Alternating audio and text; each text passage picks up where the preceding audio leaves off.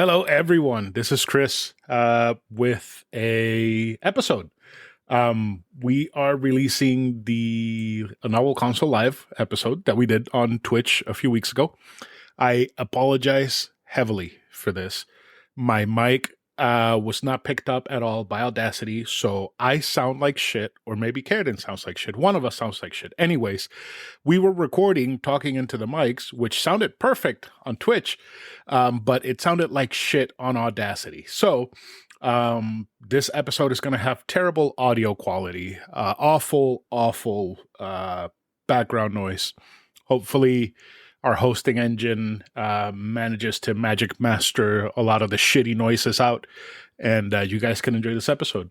But yeah, we are planning to do more episodes live on Twitch because that was a lot of fun, having a bunch of you guys there, just making fun of us, enjoying the time with us. It was great time. But for now, this is the episode. I will have another episode out soon with Solid Boys episode 1. That one's going to take a lot of tinkering and magicking to get all set up. But for now, enjoy this episode. Thank you, everybody who's been waiting for an episode. I am sorry the audio sucks. Y'all have a good day. Thank you.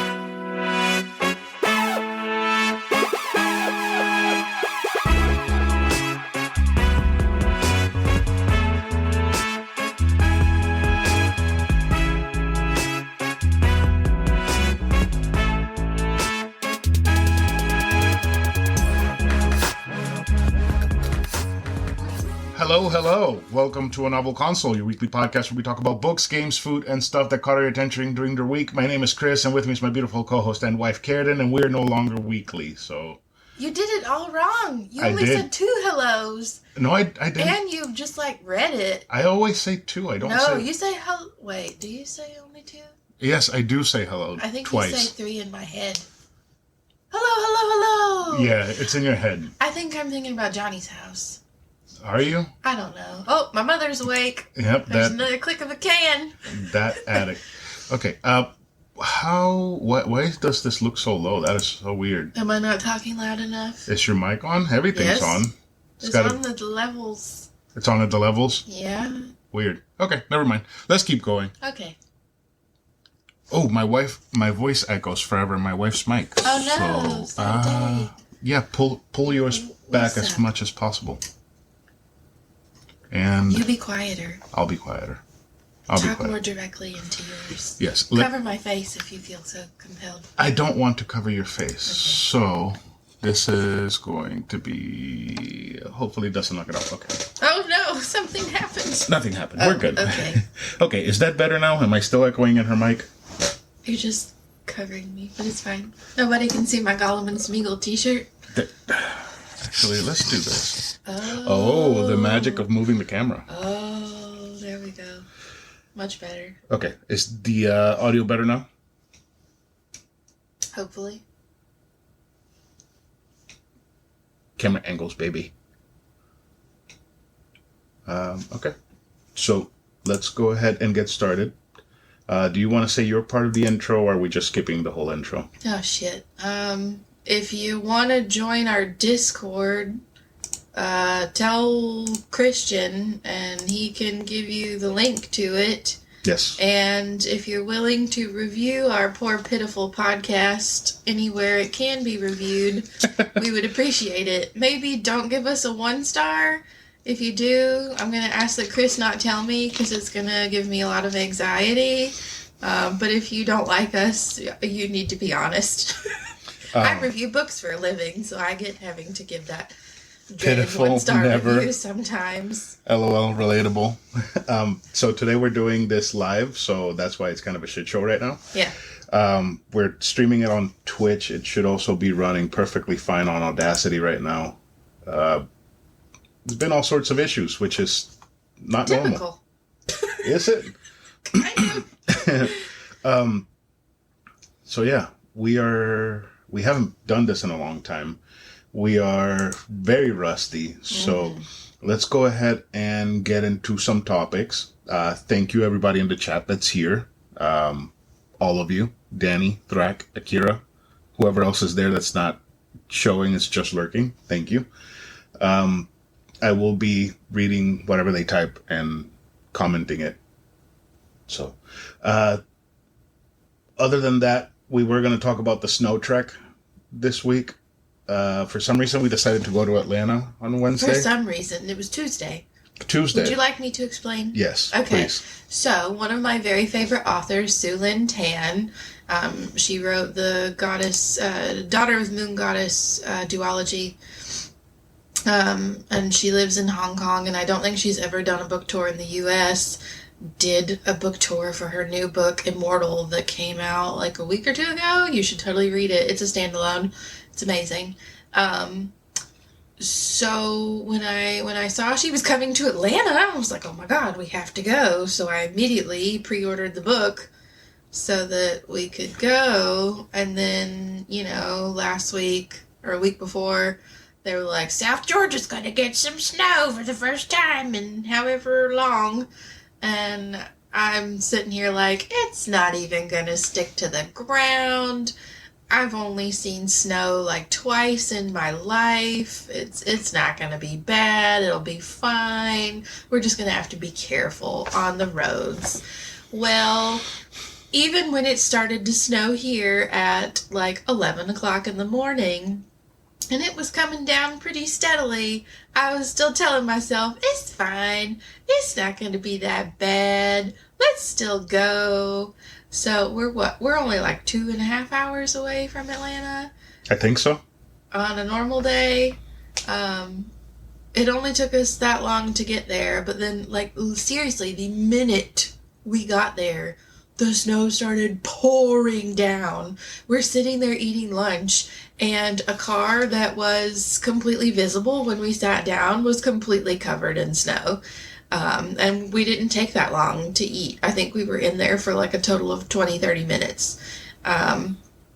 We went and got our little cute bobas, and my heart sank watching that snow continue to fall. It was like, we're in deep shit. Deep shit. We've either got to get a hotel and stay up here and probably be stuck beyond today and tomorrow, or we need to go pick up this book and leave right now. Because it was only like 3 o'clock and the signing was not until 7. Yeah. And depending on how many people, like the last time we went to a signing at that bookstore, we were there till like 9:30 because the talk took so long and then the signing line was long. So I knew if we let it pile up for several more hours, we couldn't get out. So after some tears were shed, I went in and picked up my book, and we drove back home. It took us 5 hours to get back home. It was really okay while we were on the major highways, but then we got back into backwoods South Georgia, and I thought we were going to die. It was bad. It was so bad. Yeah, like 5 hours to do like a 2.5 hour drive. I think it took more than 5 hours. Didn't we get here like at 10? Yeah, and we left at like 3:34. So Danny says the snow has been crazy this year. I was talking to your brother Danny the other day, and he was telling me about it, and oh my, no, I don't want that. Thrax said that I couldn't live like this. Thrax said that he got 8 to 9 inches early in January, and it's still there. We got 8 inches, believe it or not. It's absolutely unheard of. Unheard of.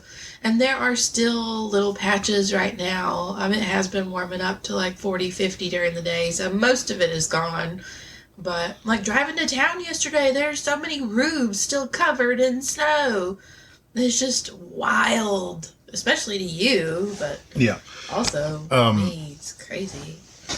What was I going to say? I would not choose the snow life. I did want to live somewhere that got cold. So at one point, I don't want the snow life. No. At one point, we got off to go get coffee at a gas station. Oh, we were going to go to Starbucks, but they literally turned off their lights as we turned into the parking lot.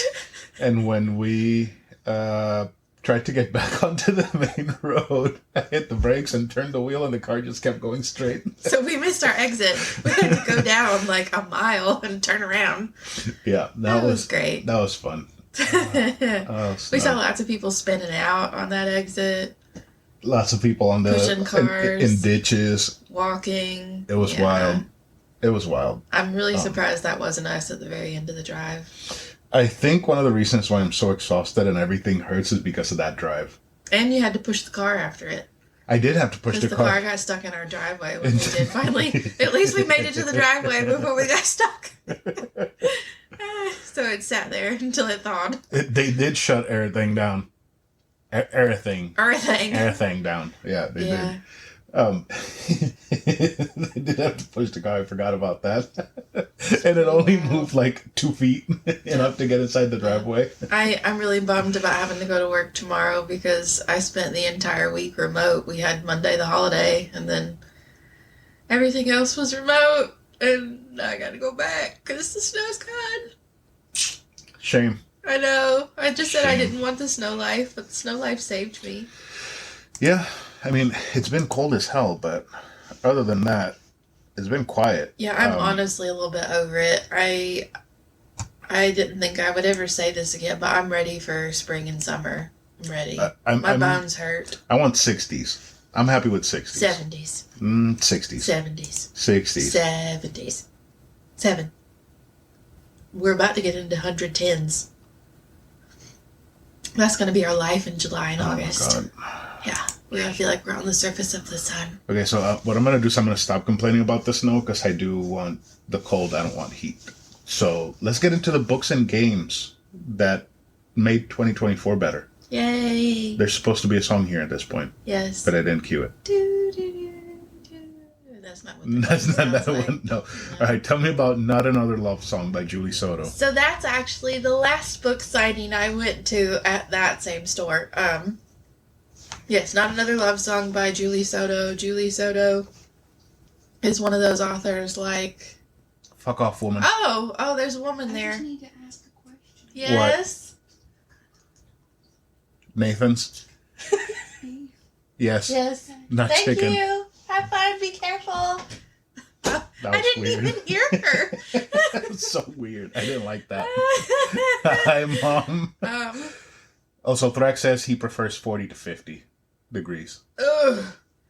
My bones hurt, Thrak. But you're more used to this than we are, so I guess you're conditioned to it. Watching her creep in was great. Oh, dear. You should have banned her. I wish Luna could do that. Yeah. Shit, what was I saying? Oh, Julie Soto is like Allie Hazelwood, and that's probably why they're besties. Julie Soto writes a lot of Raylo fan fiction. Not Another Love Song started as Raylo fan fiction. It is absolutely phenomenal. It's about a cellist and a violinist in the Boston Pops and their rivals. It's wonderful. There's a really, really, really sexy cello scene that may or may not be on the cover of the book. Not the super sexy part, but leading up to the super sexy part. And yeah, that book hit all of my romance needs notes for the year, carried me through the whole year. I honestly want to reread it. It was excellent, superb, and it was really fun getting to meet her and just gab about Raylo the whole time.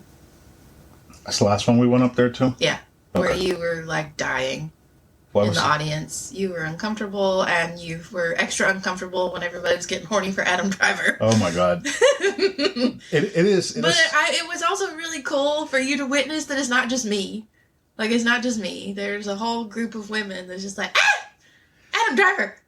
It was so weird because we were sitting there, just everybody was having a normal conversation, and then out of nowhere, 50, 60 people inside that room just suddenly flipped the switch into horny for Adam Driver. Yes. It was scary. Yes. It was like, oh, damn. It was very fun. So, what did I do? Did I stay there? Did I leave? You stayed there the whole time. I did? Yes, you and a bunch of romance girlies and probably not straight men. There was only one male presenting person there. Other than the people working there. Yeah. I was sitting there feeling unsafe for Adam Driver. That's not good for that guy. It was fun. Yeah. Okay, so my first game, Dragon Age The Veilguard. I gave this game a 10 out of 10. I played it on PS5. I guess I should have said I gave Not Another Love Song, 5 stars. All of my books that are on this list are 5 stars. 5 stars. Mine are not. Yeah, because you have weird ratings that don't make sense sometimes. Because some of the games, I don't know how to explain it. It's like, I sometimes have more fun, with a game that's maybe an 8 out of 10 or a 7 out of 10 than I do with a game that I would give a 10 out of 10, because the 10 out of 10 is not as fun or great to play, but it had other elements that made it better. I don't know how to explain it. Thrak might be able to vouch for me. It makes sense in your head. That's all that matters. I mean, I sort of get what you're saying. Yeah. Hey, yes. Dave's here. Hi, Dave. Hi, Dave. But yeah, Veilguard. It was the culmination of the Dreadwolf saga, which started, I think, in Dragon Age Inquisition, which was the last one that I played, and it was fantastic. It looks like, when I look at my time log on it on the PlayStation, I have like 200-something hours on it. That's insane! Right? For one game. Holy shit. It was great. It was so good. And then this one gets announced. I don't pay attention to it. People are just bashing on it because there's a bunch of queer representation, and we want queer representation. People of color are part of your party, and apparently being of color is bad for fantasy, which is stupid. And I wanted to play it because it's Dragon Age, and also Dave, who just came in, was like, it's awesome. I was like, I might as well, because I have the Dreadwolf needs to catch these hands, so I'm just going to buy it just to give him these hands. And then it turned out that the game was just so good, so amazing. You fight ancient elven gods and the Blight, and I just started fighting the Blight, and I was like, oh man, I forgot how good fighting the Blight feels. I missed this. And I did pretty much every single side quest, got all of the companions to trust me. It was so good. I really, really enjoyed the Veilguard. The writing was great. It's also very funny in a very dry sort of way. And there's like a couple of scenes that people are complaining because they're taking them out of context. Like one of them is, there's a group of pirates, and in the group of pirates, one of your characters is a member of the group of pirates, and she is non-binary. They are non-binary.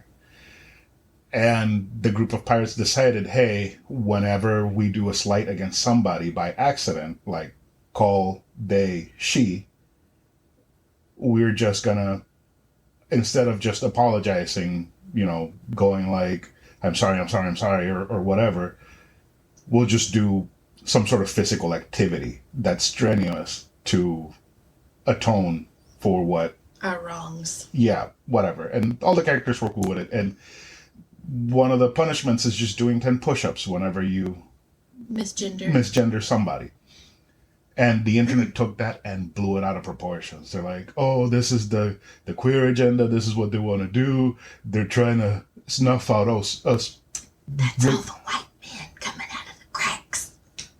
Fucking losers. These people don't belong in this hobby. Oh, dear. And I am going to say... Why aren't they playing, like, NFL games and shit? Right? Like, just stick to your sports Not games. that there's anything wrong with that if you like them, but, And the thing is... Shame on me. I'm playing into stereotypes. And I am going to be honest, the first time that I met that character, I didn't like her. I didn't like them. Go do your push-ups. I need to do my push-ups. I didn't like them because she was very abrasive. They were very abrasive and standoffish. I apologize. I will do my push-ups eventually. And because of that, I didn't like them. There we go. Them.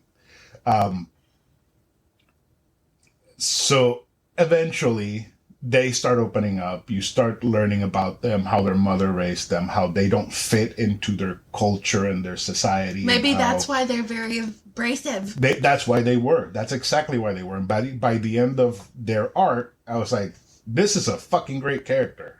That's very good writing. Yeah, it is. The whole game is written very, very well. And that whole scene with the push-ups is done in a very dry way where it's so fucking funny because of all the characters involved being such different personalities. It's great. It's a really, really good game. So Dragon Age the Veilguard was a 10 for me, and I want to replay it. You're doing things that your theater teacher would yell at you about if you were in theater. You're not facing your audience. I like to look at my wife. We need to do blocking. I know, but it's not just us right now, and you've missed a lot right there, and I can't read it because I need glasses. Okay, let's see. Dave said, what's up? Talking how 7s are more fun than 10s. Oh? About me, my rating system. Saying that some 7s are more fun than 10s. Yes. Yeah, I would say that. I don't know about... Oh, I didn't know beforehand, but was summoned by Dragon Age chat. Yes, you did play Dragon Age. I did technically buy this game because you talked about it. Fight the Blight, Mage Slave Cultists, Canary Outcast Pirates, they all caught hands. They all did catch hands. The queer want the anti-woke to get in shape. I mean, woke is so stupid. Yeah. Like, it's just people existing. Like, what the fuck is wrong with you? I can see Karradyne's eyes rolls from here. I love it. On camera, it doesn't count. Also, Balara is just chattering. Don't worry about it. It's just me chattering. Oh, just Dave. It's cool. That's fine. Yeah, Balara was one of the characters there in that scene, and she is like this very awkward, dorky elf girl. And she has no context of societal norms, so she is like all over the place, and on top of that she was drunk in that scene, so it was so much fun. It's a great game. Loved it. What's Lula Dean's? Yes, Lula Dean's Little Library of Banned Books by Kirsten Miller. This book is fucking phenomenal. If you have any context of the South, especially South Georgia, you will heavily relate to this book. If you are curious at all if South Georgia or the South in general is as bad as we say it is, us non-conservative folks, read this book and you will understand that it is just as bad as we claim. I felt like I was in my hometown reading this book. It is so freaking good. So basically it starts out with this woman, Lula Dean, up on her high horse wanting to ban some books in the local library and like the schools. And she winds up making a little free library in front of her house where she puts all these stupid, I'm sorry if you're conservative, anyway, these really stupid conservative agenda books. One of the tags here is LGBTQ plus welcome. So if you're conservative, what are you doing here? What do you want to tell us? Coming to troll. Please, tell me what you want to say. Hopefully, maybe. Anyway, now some LGBTQ plus individuals identify as conservative. They're not an anomaly. I mean, they aren't. Whatever. I don't know. Listen, I'm not. We have Thrak with a banhammer, and we also have Akira with a banhammer. So if they come in and they start shit, what's a banhammer? They get banned. Oh, okay. Yeah. I'm sorry, I'm not cool. Anyway, Lula Dean puts this little free library in front of her house with crap like Chicken Soup for the Soul, and you'd probably find a couple books by our current president and things like that, okay? Like the Bible. So, this girl who's only like visiting home from school, not that you need that context. Anyway, I'm pretty sure she's gay. But she actually goes into the little library and takes all of the books out. She takes all of the dust jackets off and puts them on things like Barack Obama's, is it A Promised Land? Is that, I don't remember. I don't know books. One of Barack Obama's books, Handmaid's Tale, a book about, taking down the patriarchy, things like that. So all the banned books she's putting back into this little free library, but with the conservative agenda covers on them. And like slowly but surely, like these very close-minded people around town are picking up books from the library to help them, and they're getting something very different than what they thought. And oh my gosh, I'm gonna cry. It's so much fun. It's so much fun seeing like the really awful mindsets of people changing. Because books are very powerful. Oh my god, I'm gonna have to get up and leave the room. This is awful. I can't do this on camera. I can do this on the podcast, but I can't do this on camera. This is the first cry of 2025 on this show. Shit. It's a really good book, and you should go read it. And yeah, it's set in a fictional town in South Georgia. So I just imagined the whole time that it was my hometown. Because, yeah, it's great. There's this super wacko man who lives out like on a compound with all of his guns, and he gets so mad at everybody, changing their mindsets that he's like plotting to go kill people in town. He gets taken down by the really cool gay loving vet in town. It's really good. It's very alarmingly accurate. And I loved it so much that the author was giving away signed UK copies, and I commented like as soon as she posted it, as soon as I finished reading it, I was like, oh my god, I just finished reading this book. It changed my life as somebody from South Georgia. Like, this is the most relatable thing I've ever read in my entire life. And she immediately messaged me and was like, what's your address? And she sent me a signed copy and said something like, we need more people like you.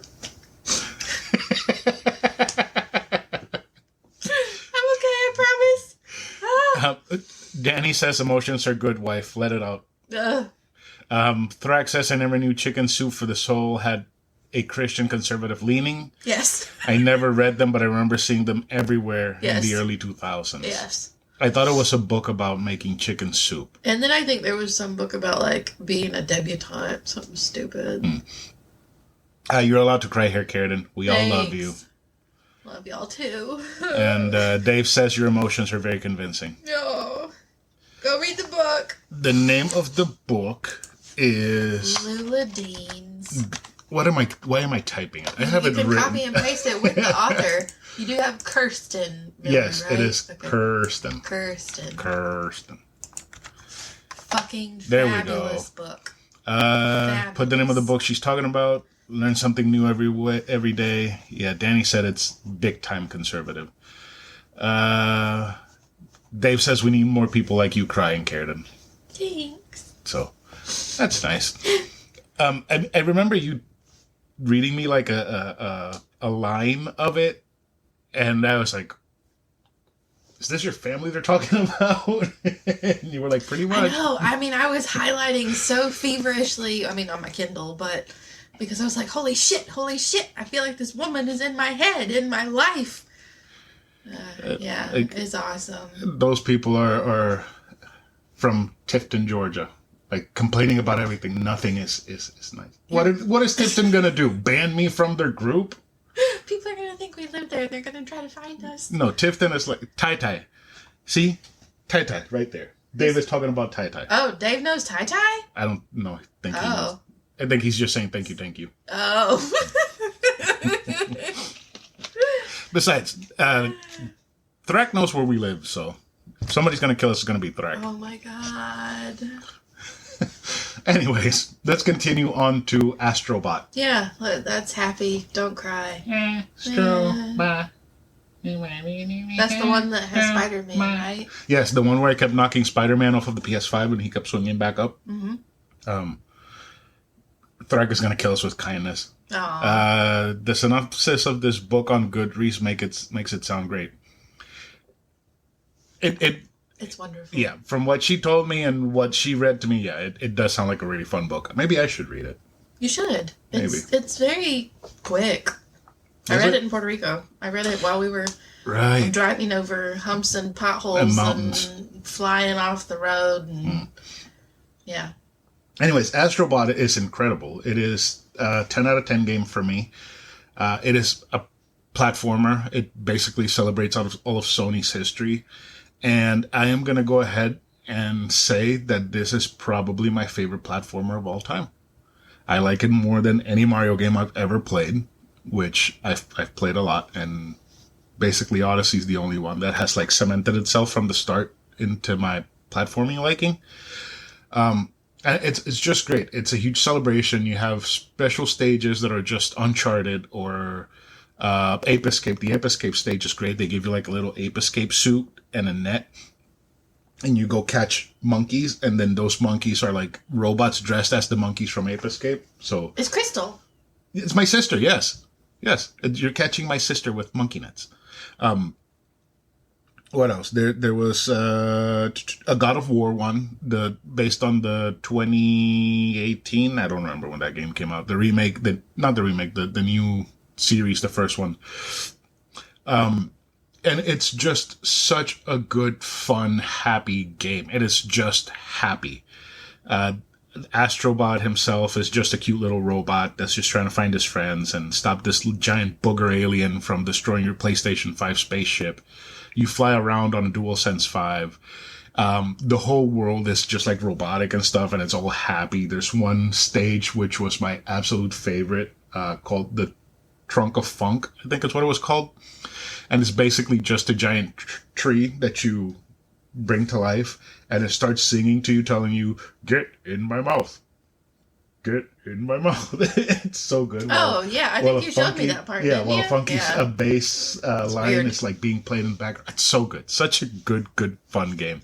Is it supposed to be like the tree in Zelda? I think that's just a thing. A general tree? Yeah, general tree with a face thing. Okay. Yeah, I mean, it's it reminds me of the Great Mighty Pooh from Conker. Do you know about the Great Mighty Pooh, Karradyne?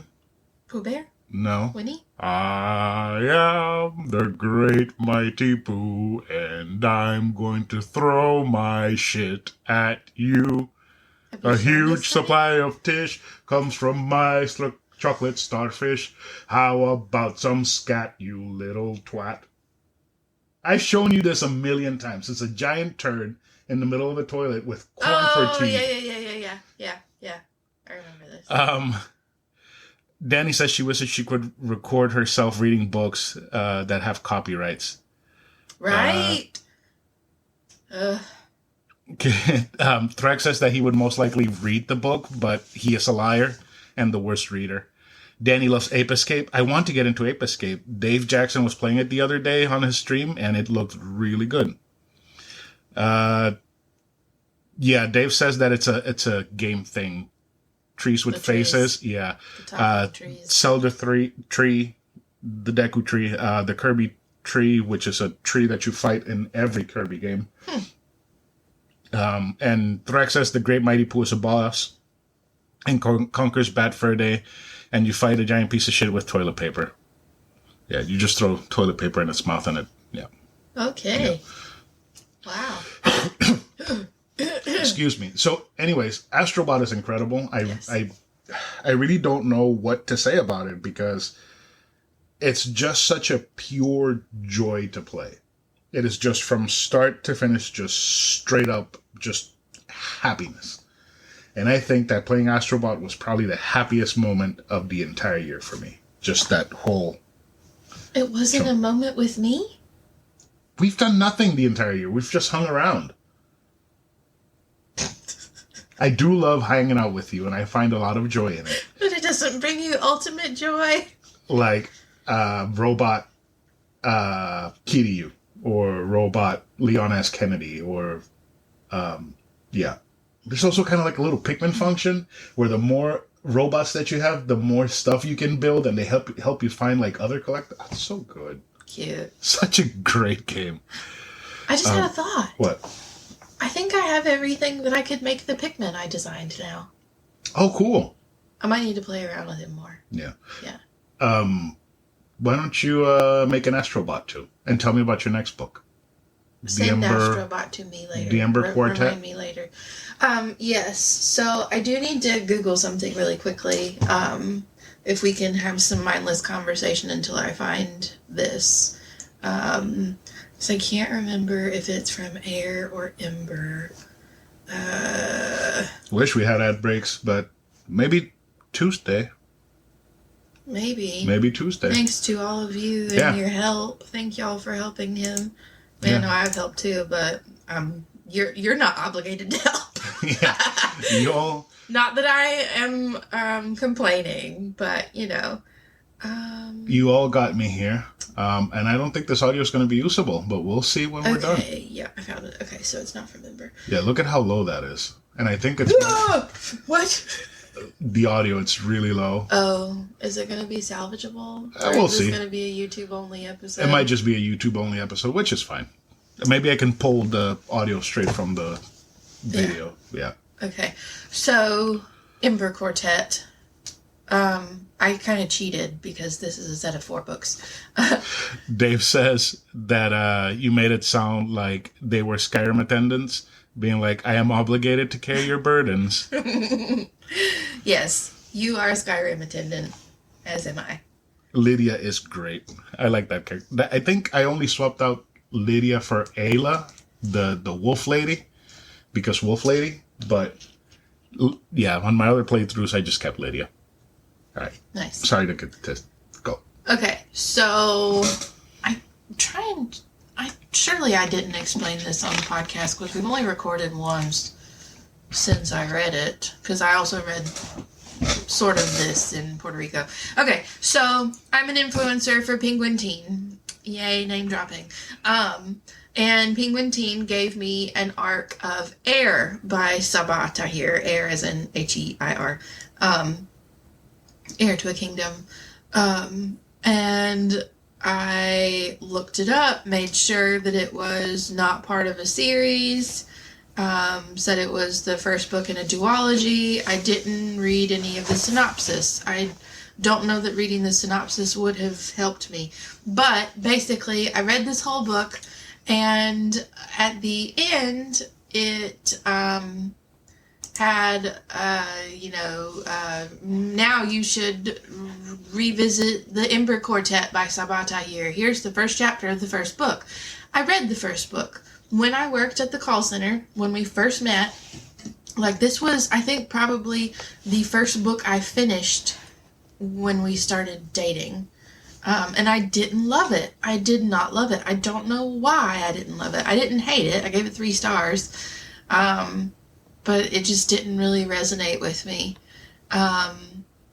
So, okay, flash forward. I read Air back in July, was freaking obsessed. And then I was like, it's been 7 years since I read that book. Let me read this first chapter. And I did. And I was like, oh, fuck. I have screwed up. Because the characters in the Ember Quartet, so that the chapter that I read at the end of Air, are like the parents of the people in this new duology, and I had no fucking idea. So everything that happened in the Ember Quartet led up to Air. Oh, and I loved Air so much. I loved it so much. Holy shit, I'm just flabbergasted. I was reading it on the beach while you and your parents and sister were in the ocean, and I just can't put it down. So good. I was eating my strawberries and my whatever the hell else snacks they had. Anyway, so I read that first chapter and I'm like, fuck, I gotta go back and reread these books I never read past the first book, and there are 4. So I immediately go put all of them on hold with the library, because we are sadly in book buying ban territory these days. I put all of them on hold, and there was such a long wait for all of them. But thankfully, the first 3 wound up coming in faster than they said. So I read the first 3 books in a month, which is unheard of for me. Is that when you got into your reading? That was when I was reading like a fiend. Yeah. Okay. Yeah, as Burger Champ said, fiend. So I devoured the first book in 2 days, and I was like, holy shit, why didn't I like this? What is wrong with me? I think the only conclusion I can come to is that because I was reading at the call center, I was interrupted so much. I think that really jarred my reading experience on a lot of things. But then I devoured the second book. I devoured the third book. And then I had to fucking wait, like, a month for the 4th book to come through on my holds. I almost succumbed and asked you to buy it for me, but I waited, and I waited. Y'all, this series is so fucking good, and it's such a, I feel like, really good parallel for what's going on in the world right now. I know nobody wants to talk about it, but, like, specifically the Israel, Gaza, Palestine stuff. It's very challenging to read something like that when something so incredibly similar is going on in the world. But it's also nice to read it in a fantasy context. I feel like that sounds bad. It's hard to read it when something like that is happening, but it's also more palatable because you know that at least this one can't be real, if that makes sense. Like, I mean, there's djinn and magic and all this stuff. I don't know. It's incredibly good. I don't know what the fuck was wrong with me almost 8 years ago now. I think it was the interrupting. I think so. Because, I mean, we were allowed to read in between our calls. So, like, I would read for, like, a minute and then have to step away, go back, figure out where I was, read for a minute, step away. It's very tedious. So you said that there's no chance of whatever's in the book happening, and Dave said... Shut up, Dave. Dave said, and there's a because there's a chance for resolution, unlike in reality. Okay, yes. Yes, I thought he was going to say something about djinn and magic starting to be real. But yes, there is a chance for resolution, and there is not. In real life. Yes. Danny threatened me. She said I better put the name of the series in the chat, and I did. The Ember Quartet. The Ember Quartet. The first book is An Ember in the Ashes. Okay. She was going to fight me if I didn't. Fucking good. And most of the characters are not white, so that's also fun. Nice. Ooh, I forgot to say something. I'll say it in a second. Also, Thrak is really getting into he's trying all the Elder Scrolls games. So Skyrim, Morrowind, all that. He says the only one that he's kind of gotten into is Oblivion. And it's because Patrick Stewart is there. Oh, I love Patrick Stewart. Yeah. That's what I thought of when you opened that gigantic Star Trek thing yesterday. Which then makes me think about that time when he wanted to be Fraser Crane's boyfriend in Frasier. Oh, that was one of my favorite episodes of all time. I wish Frasier had gone over to the other side for Patrick Stewart. Let me look up this character. Okay, so Dragon Age. I completely forgot about this character. I was going to mention her. But the moment that I saw this character, I was like, oh my. And then I kept her in my party the entire time. Nev. Mm-hmm. She is disabled. She's missing a leg, and she's a magician. And I made a decision that got her hurt in the first mission, so it made me feel super bad. And then I fell in love with her, and then we had times before the final mission. So. Oh. Yes. Okay. I feel weird you telling me this. I have an Indian girlfriend. Oh. Okay. From India. Okay. Magic India. Oh. In Dragon Age. Okay. I absolutely loved her. She was amazing. And Dave. Interesting. See, Dave says Nev rules. Oh, okay. Yes. Thrak says that the Patrick Stewart episode is amazing. Oh, it's so good, right? Oh, I was so sad when he just wouldn't give in to the urge we know he all had. We all know he has. Excuse me. He also says that the Star Trek: The Next Generation Captain's Holiday episode is really good, so maybe we should watch that. I've never watched Star Trek. Me neither. Never. But we have a Star Trek thing back there somewhere. I don't care to open that door. And Danny finds it funny that I'm telling you about Nev and my feelings towards her. Well, I mean, I'm over here drooling over Adam Driver. It's and the Aragorn. same thing. Yeah, always. Yeah. And like those are like actual humans. I'm dreaming about a video game character. A video game character. An animated person. Yes. Mm-hmm. Next game, Like a Dragon Infinite Wealth. This was my first. Yakuza! Yes, this was my first 10 out of 10 of the year. Is this where you're going to talk about our food from the other day? And how you felt like you were going to get up and... I was going to mention that earlier and I completely forgot. I should bring it up now. Yeah. The episode is about they force Picard to take a vacation. So they force Patrick Stewart to take a vacation. How do you take a vacation in space? Right. Anyways, this game was incredible. It continues Ichiban's story from the last game. They also bring back Kiryu for this game. And there are some very, very good plot twists in this game. One comes early on and it destroyed me entirely. Like, I was at the point where I was like, I'm just going to finish this chapter and go to bed. And the ending of the chapter happened and I'm just sitting there like, how the fuck am I supposed to go to bed now? Like, my heart is shattered about these middle-aged men that smoke and fight and do stuff with other criminals. That's how gaming is like reading. Yeah, it is. Like, it was just like I was sitting there holding the controller. I was like, I think I texted you what happened. I'm like, what the fuck? Like, how am I supposed to get, like, what am I supposed to do? And I have to go to work tomorrow? No, this is bullshit. And then it went into another chapter and it didn't circle back to that till the end of that other chapter, which introduced another twist. So I was like, what is my life? This game was incredible. It was so good. The combat was amazing. The combat was amazing. The story was amazing. The characters were all great. You know, I've seen a couple of articles floating around saying that the Like a Dragon series, the new reboot with Ichiban, does a really good job of creating character arcs and presenting characters as middle-aged men having to go through difficult situations. I'm like, yeah, I could see 45-year-old me, 45-year-old Thrak, 45-year-old Dave, 45-year-old all of our listeners going into a dungeon to fight a bunch of people because one of us has schizophrenia. No. Dave says, after doing a 5-hour marathon to finish a game, how am I supposed to fall asleep at 3 a.m.? Exactly. Or finish any major arc in a game? Yeah, how are you supposed to, especially when they drop a bombshell like what happened in this game?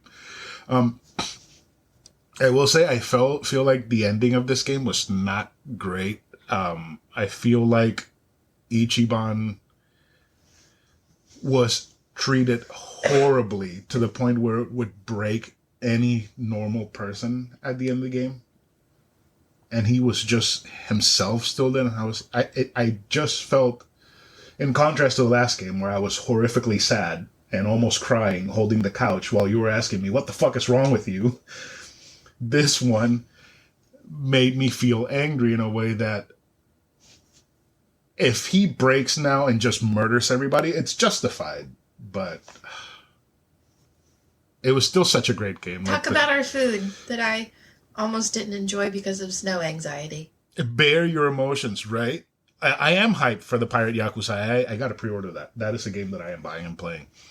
The Like a Dragons do a great great job of telling stories other games wouldn't tell. Yeah, 100%. Like being released from prison at 45 and being homeless and having to figure out how you're going to get your life back on track with the stigma of being a felon. That is very real. Fantastic storytelling. Very real. Yeah. And it's handled in a great way. I love these games. I absolutely love them. And then this one has to do with Ichiban's mother and his dad and everything that happened to lead to where he is. And it's such a good game. The food. I don't care while we were eating because we ate Japanese food. So I was having a sando. I would like to say the funny thing about the food. There's a pho place across the road from the bookstore, and we were so hyped to get pho and like extra hyped because last time we were there in the summer and it was really hot. And we're like, okay, good. It's not going to be hot this time.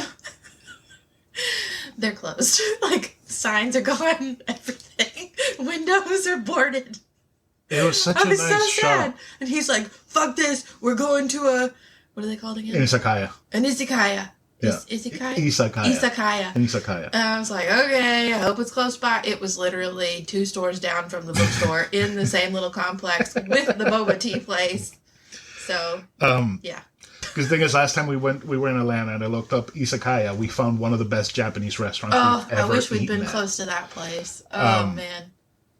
I was closer upset. to Those downtown, people I think. in that store were delightful. Their food was incredible. They knew what they were doing. Nobody was there. It closed. It's fucking heartbreaking. It was so good. It was possibly better than the place we love in Orlando. I would argue that it was comparable. I wouldn't say better. It was the most comparable we have found. Yes. So we went to that Izakaya, which we're going to talk about later in Gorbage. We noticed it last time, but it was after we'd already eaten the Yeah. And we were sitting there eating, and I look outside and I see the snow falling, kind of like in, I think it's Yakuza Kiwami, that's set around Christmas time, so there's snowfall a lot. And I look outside, and I look at my food, and I look at Karen, and I'm like, I feel like I'm going to finish eating this, go outside, smoke a cigarette, and get into a fight with a bunch of Yakuza. And she's like, you're so fucking stupid. I did not say stupid. You insinuated it. Oh my gosh.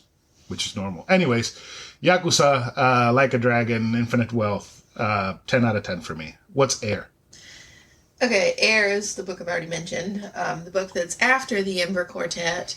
So, I actually read this book twice in 2024 because I wanted to experience it the way I should have experienced it after all of the context of the Ember Quartet. And y'all, the number of times I got chicken skin reading this book the second time, having the context. Holy shit, I was so mad at myself for everything I missed.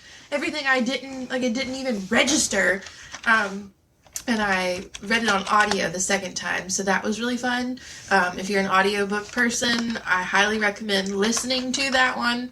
I say listening, but I do still mean reading, because audiobooks are reading. There's a full cast of narrators, so it's a multiple point of view. The whole series is multiple point of view. But this audiobook, the others might too, I just haven't read them on audio, has a whole cast of characters, which is really fun. But for Air, I just want to read you these quotes to make you understand why you need to go read these. But don't fuck up like I did and read the Ember Quartet first. Okay. No one can manipulate those with faith like a person who has none. When you sacrifice other people's children on the altar of your ambition, it's only a matter of time before you'll be willing to sacrifice your own.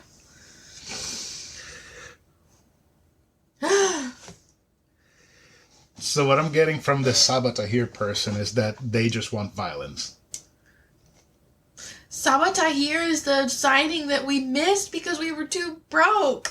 Oh, that yes, one. And then, so, funny story, one of the main characters she carries over to Air is Helene, and Helene happened when she was on tour, and some of her tour stops got canceled because of Helene, and she's like, it's not, like, the irony's not lost on me that I abused this character so much, and now the storm. She's taking out her wrath on me.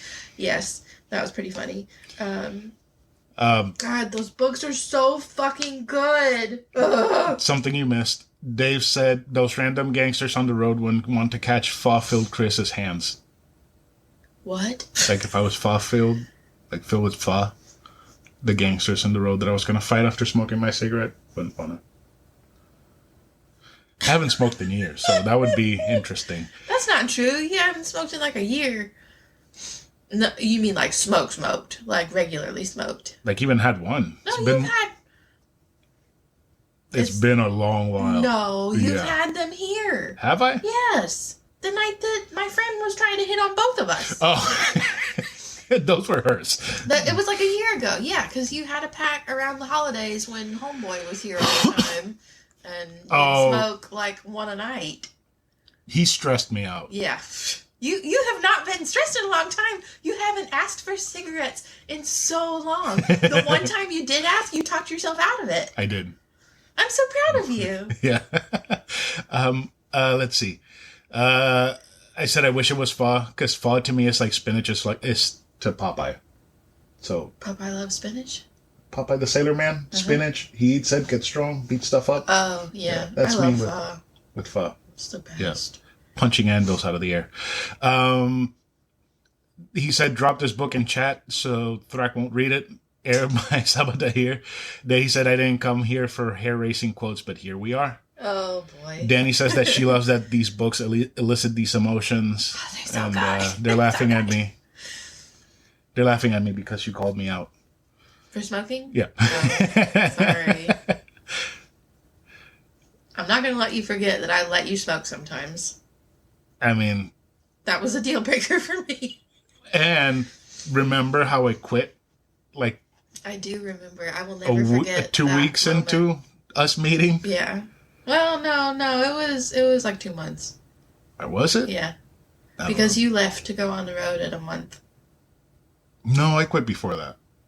No, you quit before that, but then you went on the road and you started again. Oh, we're not getting into this. Just move on. What's the next game? My mentor was like, You here, could have said, I don't smoke anymore. Do not give me any. After he bought take them. a You carton? smoke like a freight train. You keep them. He would have smoked them eventually. Listen, Mama didn't raise a quitter, so I'm not quitting. That's what Dave says.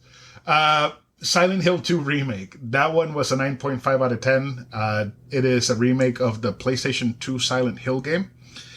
It was really good. I wasn't expecting it to be that good. It is a 9.5 to me for one reason only. I bet you won't know what that reason is. Try, guess. The music. Not the music was good. One wild guess. You give up? The silence. I wish it was the silence. No, this game was the sound. Silent Hill, right? Yeah. The silence. Okay. What's it called? The reason is because it was way too dark. Oh. You have a flashlight. Like literally? It's like basically imagine if they cut off all the light and the only thing you can see is where the flashlight is flashing. That's it. No. And it's not because it was scary, because honestly, the way that I play horror games, I'm the scariest thing in the room, because I was giving my hands to everything that popped up. Like, they would try to run away from me, and I would chase them down to put them down. This is why my nephew wanted you to come beat up his bully instead of his dad, because Uncle Chris is big and strong. So the problem is that I didn't know where to go a lot of the times because I couldn't see anything. Like, it was like looking straight, like black, like darkness, like right here. Awful, awful, awful design. And it didn't give you the option to raise the brightness on it, because sometimes doing that lets you see a little bit more. I struggled in some of the stages because they were narrow and long upwards with enemies crawling down and all that stuff. And like, I got a board with nails on it. I'm not worried about the enemies. I just want to see where I'm going. I need to see what's going on. Face? Who? Walking Dead. Negan? Negan. He has a bat with barbed wire. It's similar. I guess. Let's see. Smoke like a freight train is what Danny's saying. No. No. Chris, it's a 7-year-old bully. Take it easy. How do you know it's a 7-year-old? Because you said my 7-year-old nephew. Oh, I did. Danny says she's always turning up the brightness so far. And Thrax says, I bet Angry Chris is like Red Hulk. Kind of. Man, did I ever tell y'all the story about that time that dude almost hit us in the parking lot at the apartment complex? Hold up. Danny says, DW wife, I quit smoking and it's hard as fuck. And Sarah's here. Oops, yeah. Trap is here. I think it probably helped that you never really smoked a lot, did you? No. Well, I think I started when I was 19. And there were periods where I was like, I don't feel like smoking. So I would just quit for like a week or two. Then something would happen that would annoy me and I would pick it back up. But I also hated the taste that it left in my mouth and I hated the smell. So immediately after I would smoke a cigarette, I would scrub entirely. So yeah. Yeah. I said your name by accident. I am so sorry. Let's see. Oh, the time with the dude in the apartment complex. Yeah, we were. I don't remember exactly how it happened. I don't remember who was at fault. He was at fault because I was backing up and he just. He like flew back behind us, and then he stopped right behind us and rolled down his window. He's like, "What the fuck are you doing? You about to hit me?" And Chris like, "I wasn't gonna hit you." We're in the car, and he like went to get out, and Chris got out, and he immediately closed the door and drove off. Because you're quite tall and look like a very, very, very angry bear.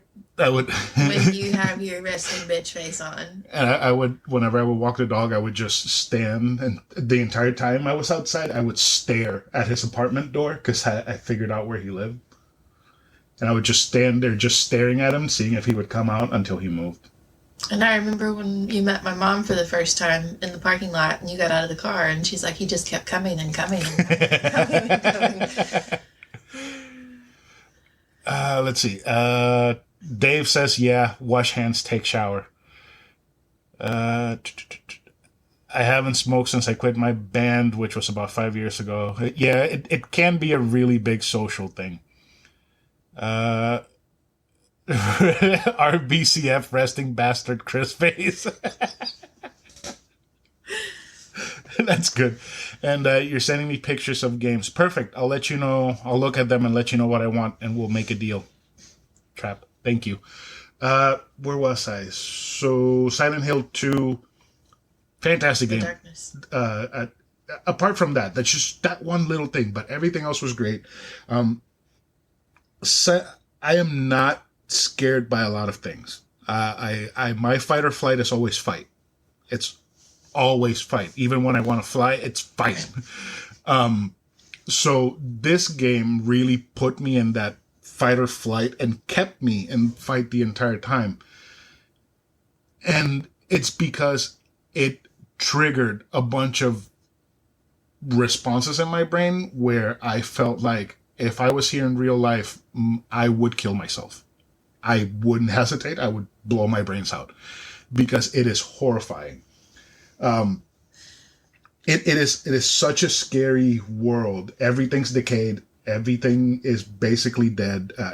It's abandoned. The monsters coming out are your deepest, most horrifying things that you can ever imagine. Isn't the thing with the triangle pyramid head? Thing Yes. From Silent Hill? The noise that the world makes, the quiet, just whenever you're at a point where it's just quiet. I love being in the quiet, but there is a point where it goes far past quiet and it's just completely unnerving and unnatural, and that really gets me. So the game did really good in triggering all of that. And there were no jump scares at all in the game. Like, there were no jump scares. It was just all atmosphere, tense, world design, everything. It was pure horror for me. I loved it. And on top of that, I got to abuse all of these monsters with my baseball, my board with nails in it. Yeah, this game was amazing. If only the brightness would have been adjusted. 10 out of 10. There's the fat guy, the abused victim, the asshole kid, the nymphomaniac. Make Silent Hill a peaceful place. I love that you guys finally did what I asked for. I'm so proud and happy. She's been asking us for years to do a live episode. So thank you, Trap. This is for you. So let's keep steam rolling along. We have two more each. Oh no, one more each, and then garbage, and we're done. Yay. So tell me about When the World Tips Over by Jandy Nelson. Okay, so Jandy Nelson would have never been on my radar if it had not been for you. Why? Because this was in the time when you would go to the bookstore when you really, really loved me and you were obsessed with me and you thought I was the cutest thing in the world. You would go to the bookstore and just pick me out like 10 books that you thought I would like and bring them home for me. Okay, so I'm going to say something. and I hope you finally internalize this. The reason why I don't go to the store and buy you books anymore is because you have all of them. No, you need to download my LiBib and log into it so you have my library. But the thing is, I don't know what books they send you for advanced readers copies on your Kindle. And I don't know what all the books you have coming in the mail are. So that is a big problem. Well, that's why they have a really good return policy. Maybe someday I'll buy you books. Anyway, so yeah, you bought me I'll Give You the Sun years and years ago. And I freaking loved it. Jandy Nelson, at least from like these two books, she has another book that I haven't read yet, is very much about like writing about siblings, and normally at least one of them is queer, and like navigating that. Anyway, so I read that one, and then there's the second one that I haven't read yet, and this woman has not published a book in years, and thankfully, because of Penguin Teen, once again, they're like, hey, we saw that you've read this other Jandy Nelson, do you want to read her new book? So they sent me an ARC and a finished copy, but once again, it's about siblings, but these siblings, their dad is not part of the picture. One of them is kind of like a CD dropout. CD as in SEEDY, not CD. As in disc. Yes. The other one is trying to figure out if he's queer or not. He's very confused and very angry, understandably so. And then their little sister, very quirky, very weird, thinks she sees angels. Weird in a good way. Oh, I don't mean that in a derogatory way.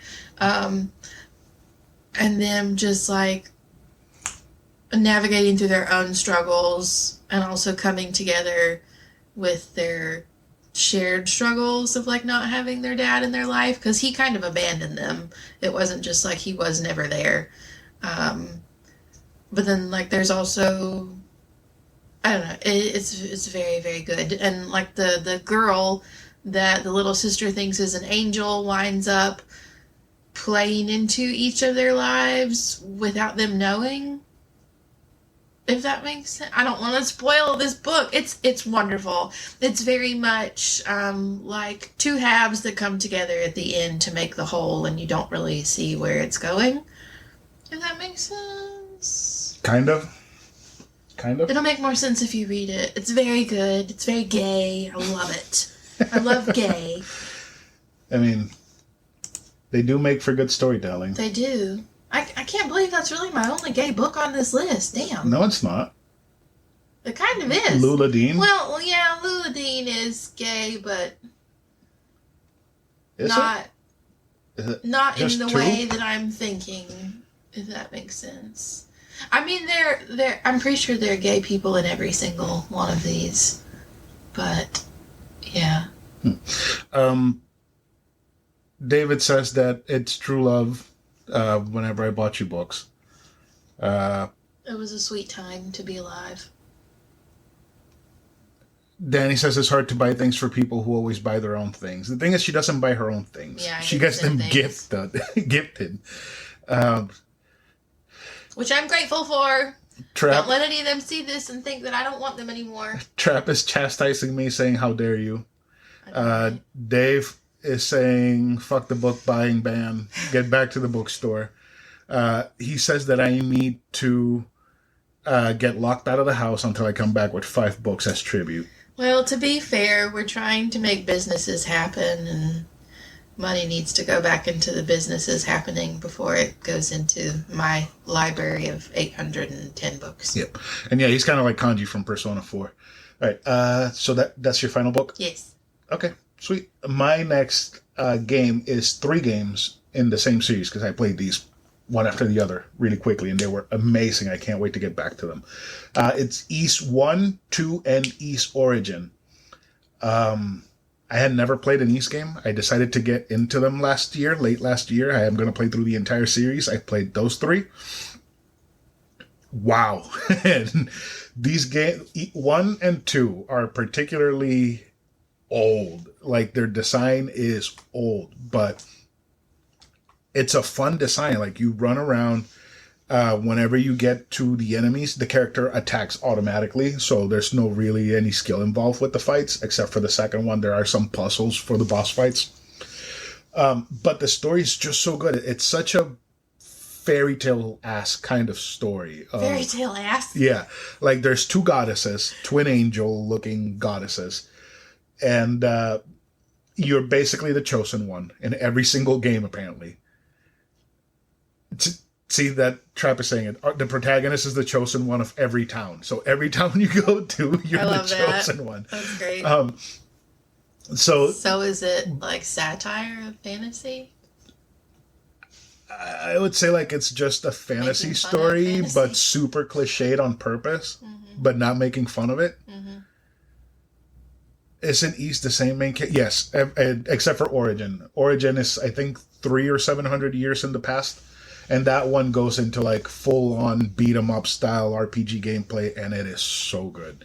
And that one I really like because you get 3 characters that you can play as. So you have 3 different takes on the same story, and they're all great. It's basically just good versus evil. There's demons all over the place that you have to fight, but the demons just look like regular monsters. There's like magic metals that will help you fight the demons better than, you know, just regular weapons. It's so good. I would say if you want to get into the Ys series, 1 and 2 are good places to start, especially the remakes on PSP. So you would have to play that version, and I would say play it with a guide because they are kind of not hand-holdy, and they won't tell you exactly what you need to do and where. But they're worth it. I really, really enjoyed them. I think the first one is like 4 hours, and the second is like 10. The music is fantastic. It is so good. The music is great. Yes, it is bump combat for the 1 and 2. Origin, again, just straight up beat 'em up. It's just climbing the Demon Tower, whatever it was called, and it's so good. I am going to continue the series. I'm probably going to start 3 today if I get a chance. Let me see. RPG Corner. Ys is so good. Our protagonist is the chosen of every town. Yes, Ys is the same main character, Adol. Satire and the fact that it raps back so hard on the satire that it takes itself seriously. Yes, that's exactly it. It makes fun of itself so hard that it's actually serious about it.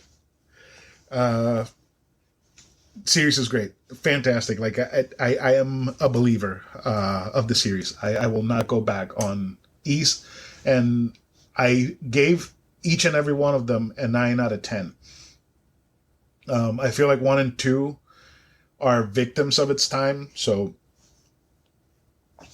some small improvements could get it a 10. Origin, I don't know why I gave Origin a 10, because that game was honestly perfect on its own. I think it might have been just the storytelling, the having to see the same story 3 different times, 3 different ways. But yeah, that's basically it for the best games and books that we experienced last year.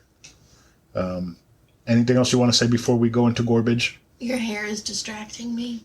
It's very Alan Cumming-esque right now. Very Alan Cumming-esque. Yeah. Should I do the... Do it. I'm doing it. Do y'all not see Alan Cumming before he cut his hair? Wait. We've become obsessed with the traders. Yes, talk about the traders for a second. In the last week, last weekend, we seriously stayed up until 1 o'clock in the morning watching the traders. Because I had watched like the first 4 episodes of season 1 by myself while I was making earrings. And I was thinking to myself, I think my mom and Chris would really like this. And so I made them start watching it with me, like Sunday night.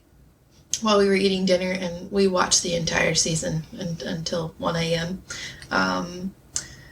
It's taken over our lives, and the hair. Adrian Brody of King Kong. Adrian Brody and Alan Cumming are they look a lot Yeah, alike, they're pretty much the same person. except skin tone. Yeah. And the nose. Yeah. And Alan Cumming is fabulous. Alan Cumming is fantastic. I love that guy. His outfits are so wonderful. Jokes on you. At the same time. Jokes on you, Trap. It is my second clip. Because Akira did one last night of an NPC getting blown the fuck up. So, there you go. So, it's time for... Garbage. That is, give me the garbage. I can't stop yawning, and I'm so cold. It's early. We're almost done. Yeah. We just need garbage and food. Yeah. So we went to Tenya Japanese Eatery. That's the place we were talking about. We were sitting, and I felt like a Yakuza getting ready to smoke a cigarette and fight people, which I didn't do. We had dumplings, curry, Gyoza. and a katsu sando. While we lived in Orlando, there was a ramen restaurant, and they had the most amazing handmade dumplings I have ever had. And we spontaneously ran into Trap there one time. Yes. A very, very long time ago. That was super weird. Wasn't she weren't we eating and she walked in, or weren't they eating and we walked in? I don't remember. It was so weird. What the heck? Yeah, so they didn't have to wait for a table because we had a booth. So that was cool. I missed doing that, going somewhere and running into friends and spontaneously having dinner with them. So those dumplings to me were the best dumplings I've ever had, and Tenya dethroned them. Yeah, they were really good. I wish I had had less anxiety while we were eating that meal.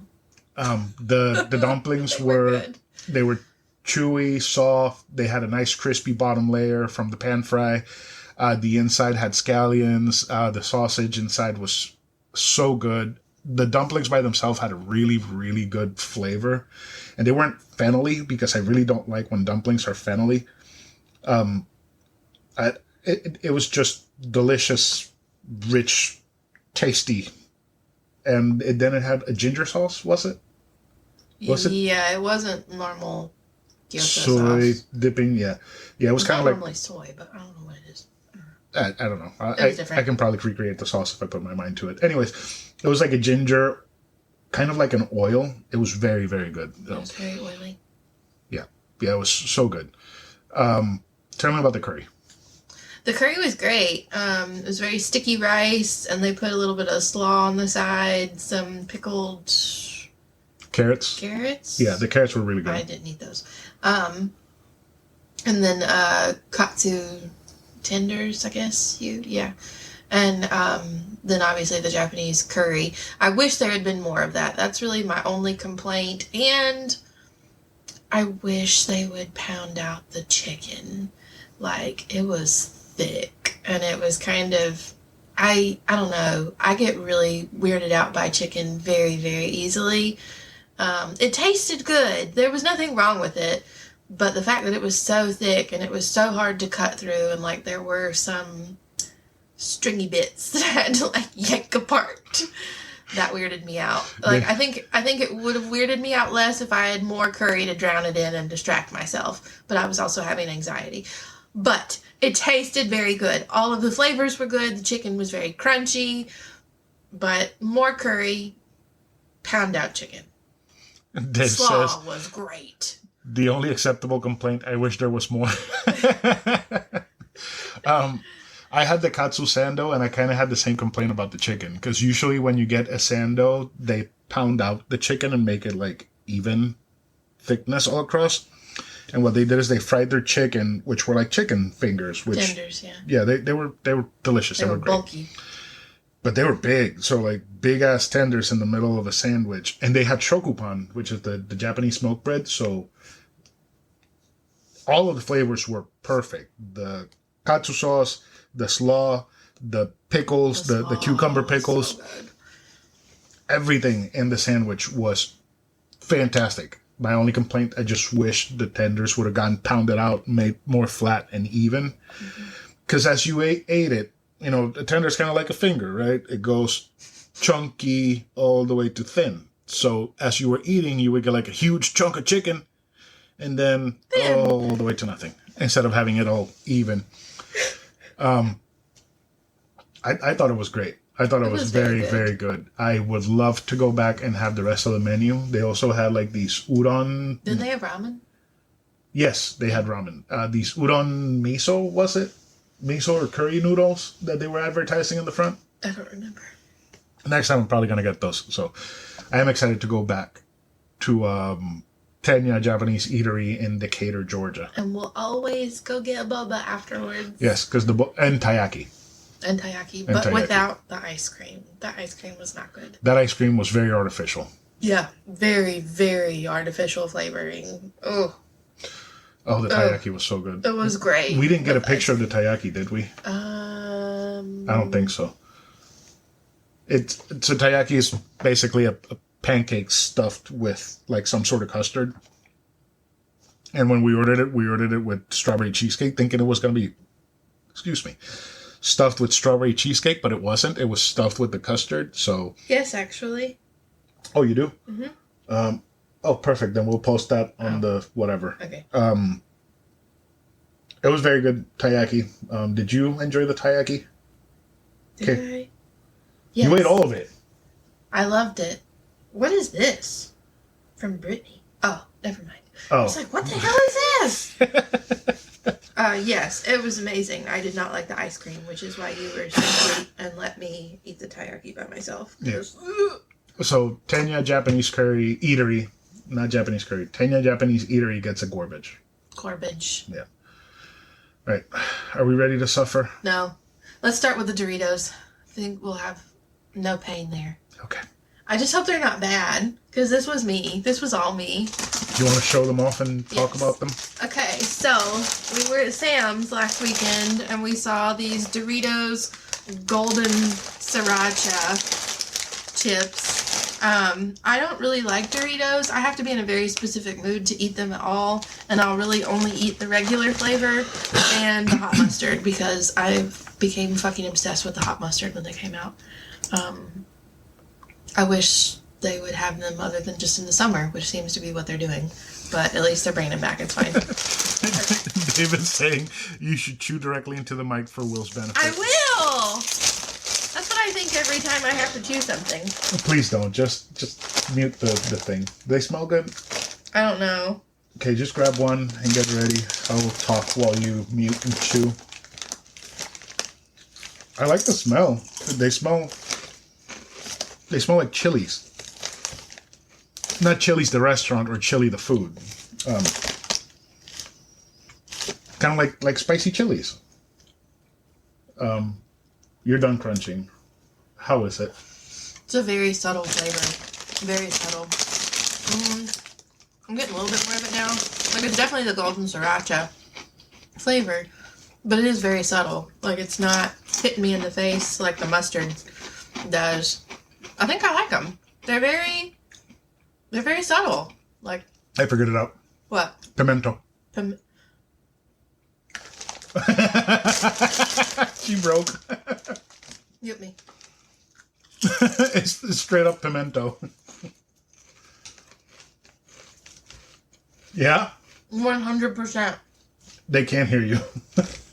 100%. I like them. I like them. So Threk ate too many of the hot mustard Dorito and they made him sick. I almost got to that point. Oh, sorry. Dave says, I was going to say, smells like Chili's, the restaurant, like Suburban Regret. We had Suburban Regret last time we went to Chili's. Close those up. I'm going to fuck those up when we're done with this. Me too. Well, we're gonna have all of them. I don't care. I'm going to eat all of them. Those are great. Oh, I wish I had a nice turkey sandwich. Text my mom and tell her to get some turkey and bread. Some sun-dried tomato turkey. Some sun-dried tomato turkey. Okay. Sorry, I'll have to hear this. Keep talking. Okay. Are you really texting her? Yeah, I'm texting her right now. Okay. Sun-dried tomato turkey is the best Turkey, if you have not had it, go to your Walmart, go to the deli, and order a pound of the sun-dried tomato turkey. You put that shit on the, is it Nature's Own? The bread with all the seeds in it. Oh. See, what I did last summer was I made my little turkey sandwich. And I put the hot mustard Doritos on it.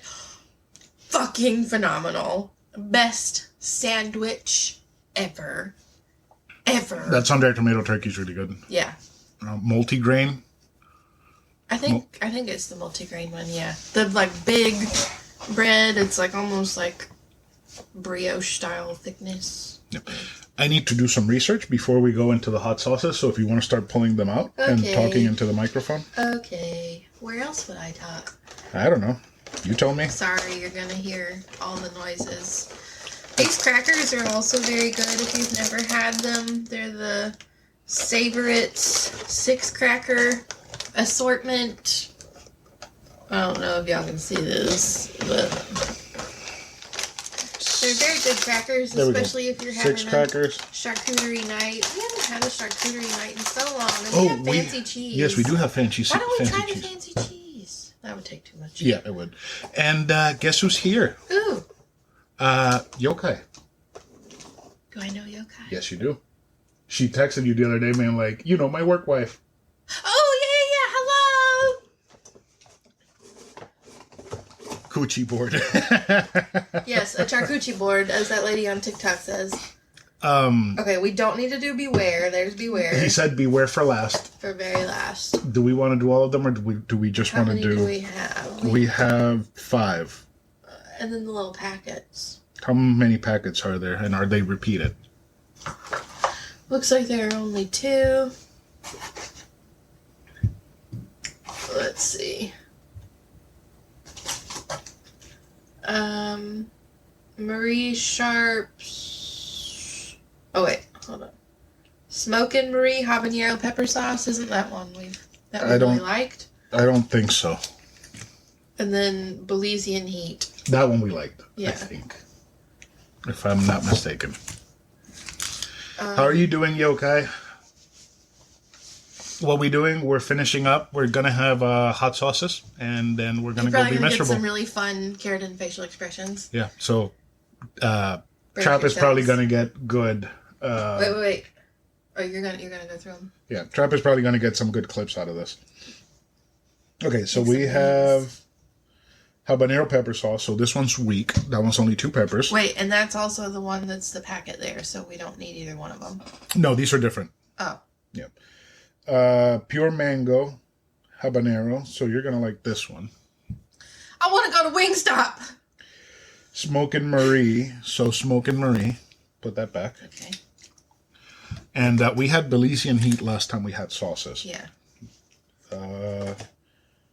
Garlic pepper. Ooh, that one sounds good.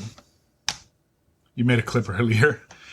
I had Wingstop for the first time a few weeks ago. It was pretty awesome. It can be really awesome if they know what they're doing. It can also be sucktastic. Yep. And it's very upsetting. And he said, as can everything, really, beware. This is the last. So do we want to have all of them? Or? Yeah, let's just do it. Let's do it. We're on camera. Let's do it. We're going to probably have to end it immediately because I'm going to probably have to get up and go cry. Again. For like the 3rd time. Okay, so definitely beware for last. Yeah. Let me see. Which cracker do you want? Thrak made a clip earlier. Wingstop is awesome. And it's cool you're late. At least you came by, and I appreciate that a lot. Yes, thank you.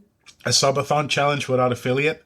Hey, maybe in a couple of days we'll do affiliate subathons. I don't know what that means, but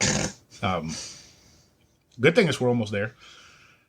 The irony is she just finished watching Hot Ones with Bad Bunny. Oh boy. Do an outro beforehand. No, the outro will be funnier with us suffering. No milk, because we are dumb. And we can't stomach milk.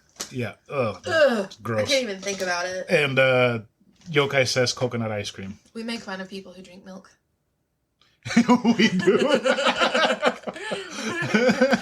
All right, so one of my friends from childhood, for some reason, he's always been obsessed with milk. Obsessed with milk. And his wife told us a story that one day they were drinking and he had like 3-4 Locos. And after he was done with the last one, he's like, I want a glass of milk.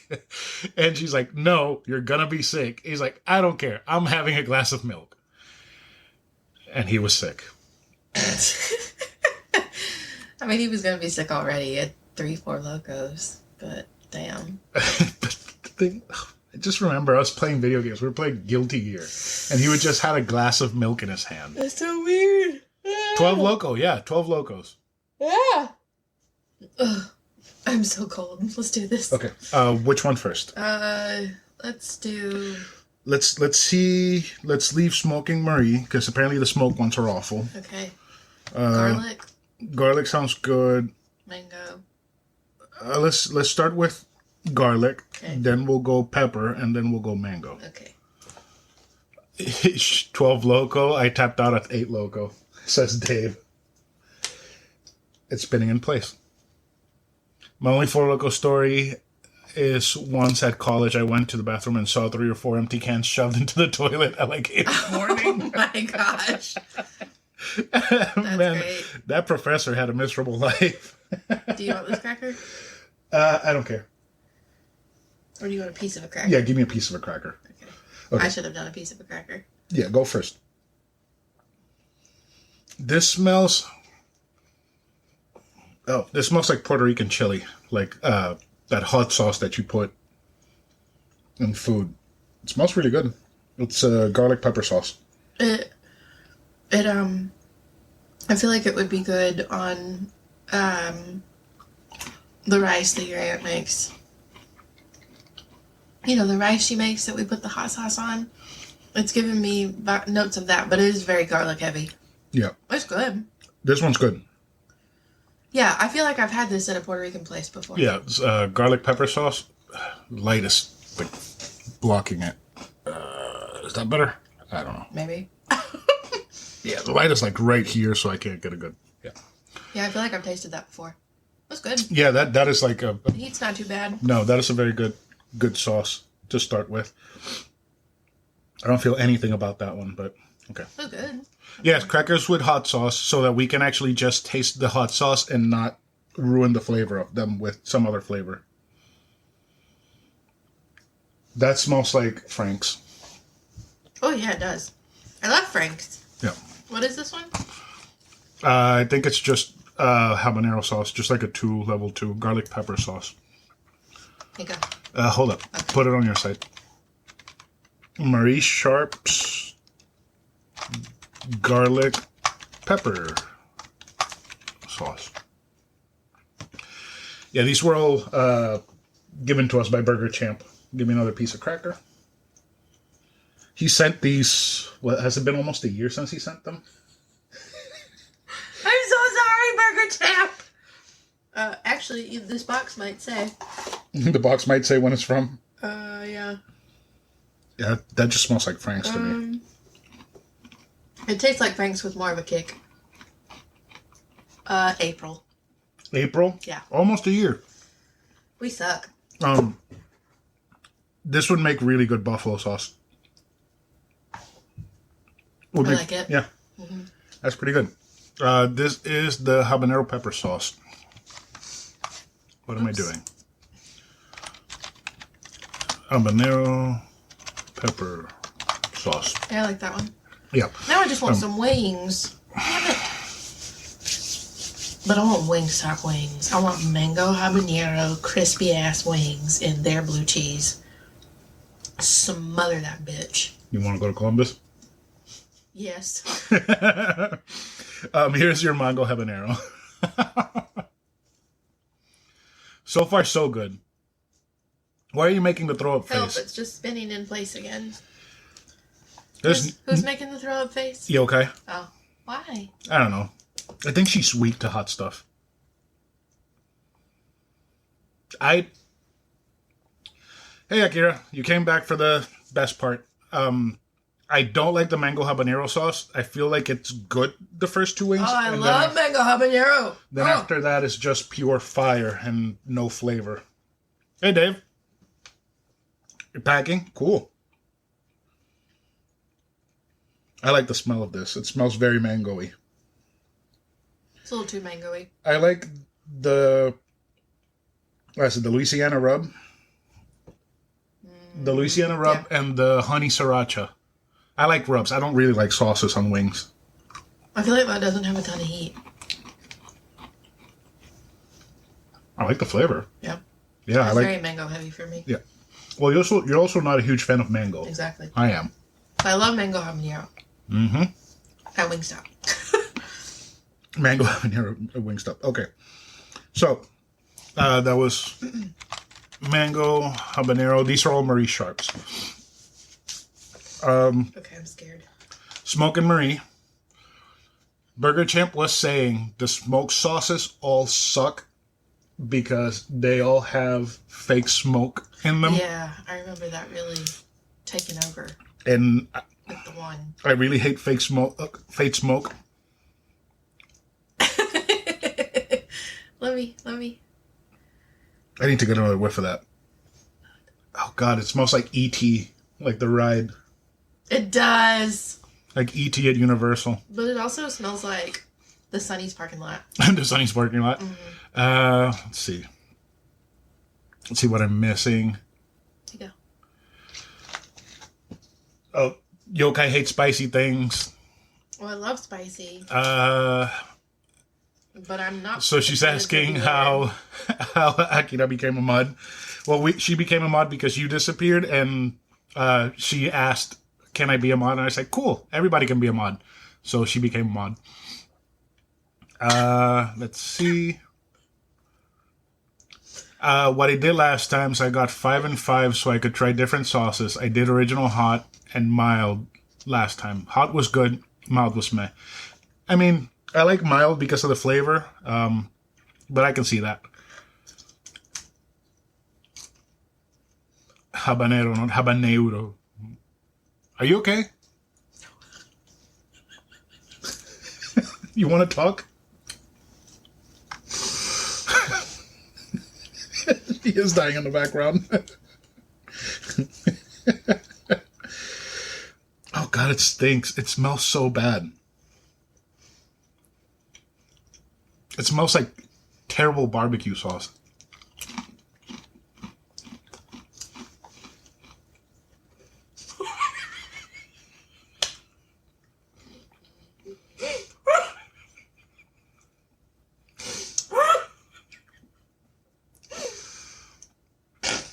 It tastes like plastic. It tastes so like bad. It tastes like if somebody melted the barbecue bottle into the barbecue sauce before pouring it out. But also threw in a really hot pepper that won't go away. Oh, that is gross. Oh, shit. I can't get over the flavor. Oh. Yeah, that was really bad. Oh, thank God for Major Melon. You are crying. I'm scared. That was really bad. Oh, that was really bad. Let's see. That fake smoke is really... Meanwhile, wifey's dying. She lives. I bet it tastes like that. But yeah. Yeah. Trap made a clip. Hopefully it's you dying in the background while I'm Probably. talking. These caps suck. What the hell? Get off. I'm scared. I'm very scared. Oh. I didn't like that smell. Burned my nose. Yeah. Okay, so that's the Beware. Apparently that's the one we had to leave out for last because it would blow out our taste buds. Actually, Champ sent some really good stuff apart from all the really terrible stuff. The really good stuff was really good. There was like this one cactus sauce. Oh my gosh, that one. We put that on our Jamaican beef patties. We need some Jamaican beef patties. Mm-hmm. We should get some. In. Here's your cracker. That one was so good that we ended up buying like an actual bottle of it. It's made out of cactus and habaneros. So good. You okay? He said this one will blow out our palates, so... I was okay. It's like slowly building.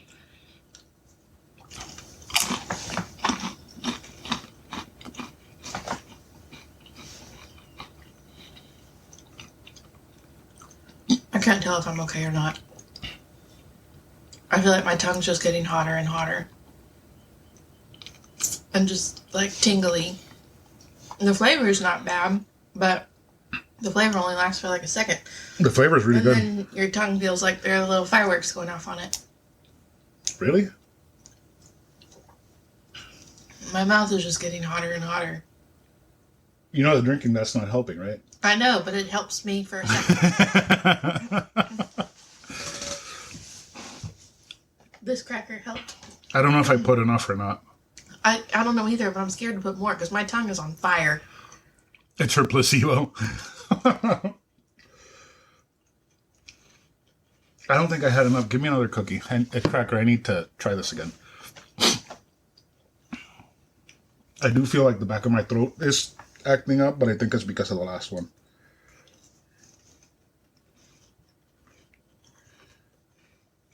Oh, shit.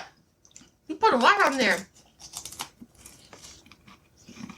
My tongue is still, like, on fire.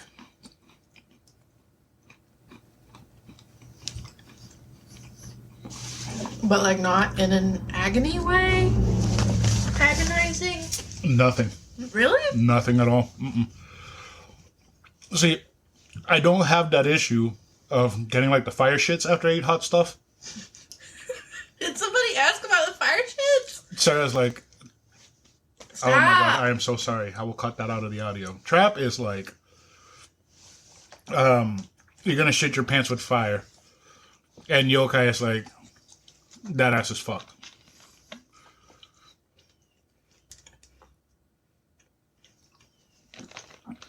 I'm just gonna keep eating crackers till it goes away. Nothing on the Beware. Absolutely nothing. It tastes really good.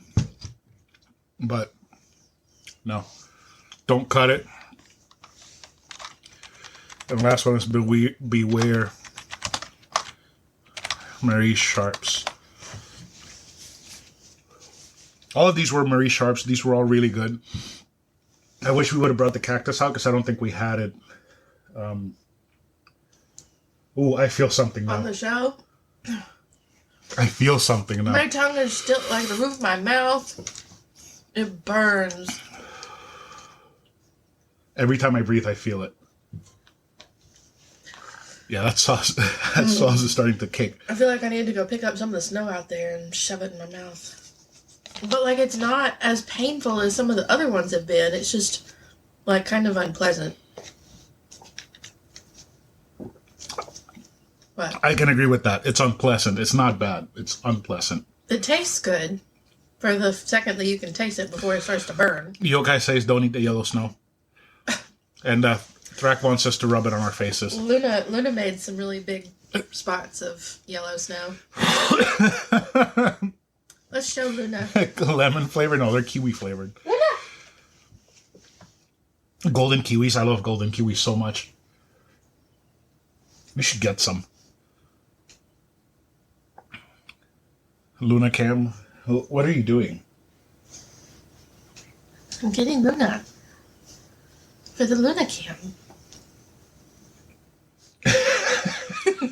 So gross. She needs a bath and a haircut desperately. You're saying hiya, But baby. there was no point in giving her a bath until the snow is completely gone because she gets icky. Say hi, Luna. Hi, everyone. Say the podcast listeners can normally hear me digging holes in the carpet. Mm-hmm. And they heard her last night throwing a fit when you got here. Oh, when she was having nightmares? Or she was freaking out wanting out Yes. to get to me? Yeah, Oh. She was barking her head off, and I ignored her. I'm and her person. Yeah. Okay. Episode over. Let's go ahead and wrap it up. And we can get started on ending the stream as well. So, let me get the script. I'm struggling a little bit. I don't have a script. Well, thank you everybody for listening. It's been a while. Hopefully this audio isn't fucked because I'm looking at it right now. It's probably fucked. Oh my god. What was that? Oh, that is unpleasant. Thank you everybody for listening. It's glad to be back. Hopefully we'll be back at least once a month together in one of my other projects, running like Solid Voice with Thrak, who has been here the entire time today. I am starting a 3DS project soon with Aaron from Superpod, and I'm trying to start something Dragon Age related. Hopefully that gets off the ground soon. I just need to figure out with who. Yeah, I'm probably just gonna extract the audio from the VOD afterwards. Off the rails in the last 2 minutes. Wouldn't have it up any other way. Isn't that how it usually goes? Yeah. You look like you were about to have some attack over there for a second. I feel like it was the Mountain Dew and the last hot sauce fighting each other. Probably. Yeah. Talk about your stuff. Give me dog and talk about your stuff. What stuff? The stuff that you have right there on the counter. Oh, I started making earrings. If you're on Instagram or Facebook, if you can check out a novel Bauble, Bauble, Don't be like my boss and think I was like trying to start a bobblehead company.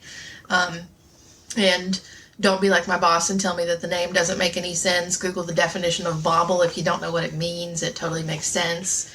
I was trying to stay on brand with the Bookstagram and the podcast and all the things. Oh my goodness, I cannot with you. The funny thing is, my grandpa used to do this with her, but he'd blow in her face and say, riding in the car, riding in the car. She's freaking out. Stop. Oh my god, Luna, no. Put her down. Okay. I can't. So yeah, I started making earrings. I became obsessed with earrings when we were at Dragon Con back in 2023. And we got a cheap laser cutter and we started making earrings. So if you wanna hold them up to the camera just to show off some of them. Yes. Send me the link real quick while I show these off. Which link? The link to the Instagram or the Etsy or whatever. Oh, Yokai put the Instagram link in the chat. Thank you very much. And then These are supposedly Fourth Wing from the book? They're Fourth Wing inspired. As much as I hate Fourth Wing, everybody else loves Fourth Wing. So.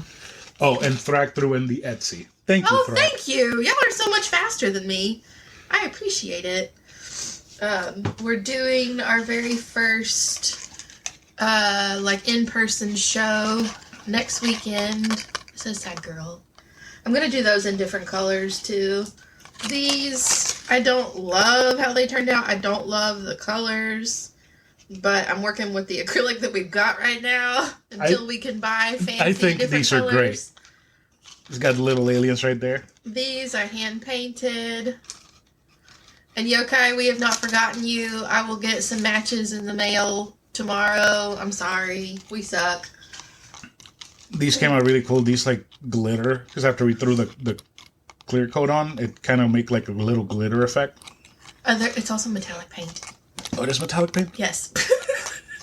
Okay. Gives me Destroy All Human vibes. See, it was giving me Dan vibes. But I made these last night. They're very simple, but I like them. Got your rib cage. People are going to be like, but that's Halloween. And I'm going to be like, but Halloween is year-round for me. That's my life. Exactly. So yeah, thanks for your support. I appreciate it. It's very fun. I got my first 2 Etsy orders yesterday. Oh yeah, you did. I did. That's awesome. I want to put this thing down. Oh, give her to me. My poor baby. She is fighting me. She's struggling. Yeah. All right.